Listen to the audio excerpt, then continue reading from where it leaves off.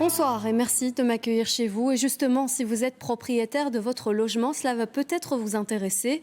Avez-vous déjà pensé à renégocier votre prêt hypothécaire avec votre banque? Cela peut être intéressant en fonction de l'évolution des taux. Et jusqu'à aujourd'hui, il fallait payer une indemnité pour refinancer son crédit.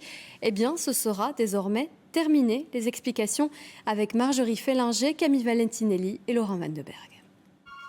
La Maison du Prêt, bonjour. Si le marché le permet un jour, vous souhaiterez peut-être acheter votre crédit hypothécaire. Jusqu'à présent, votre banque pouvait vous facturer une indemnité de remploi. En clair, les intérêts des 3 mois suivants maximum. La loi l'interdira prochainement.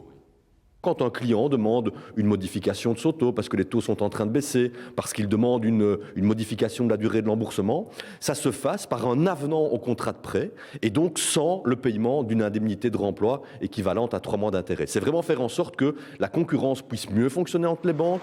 Pour la Fédération belge du secteur financier, mettre fin à cette compensation est un mauvais calcul. Ces montants participent à couvrir une partie des frais des banques dans un pays où les prêts sont parmi les plus intéressants d'Europe.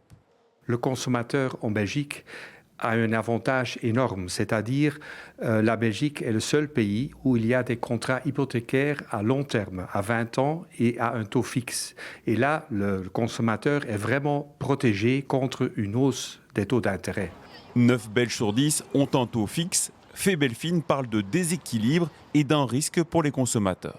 Par cette intervention de l'État, on interdit à une partie de demander quelque chose et le danger, c'est que peut-être les banques seront moins motivées à accorder un refinancement du client quand le client en demande. Les taux fixes renégociables sont-ils en danger? Tout dépendra de la politique commerciale de chaque banque. Je ne suis pas sensible aux menaces et je pense sincèrement que le secteur bancaire, quand on voit la santé financière qui est la sienne, avec énormément de profits qui sont réalisés chaque année, je pense qu'il est en mesure de faire un effort. La loi devrait entrer en vigueur d'ici la fin du mois de mai.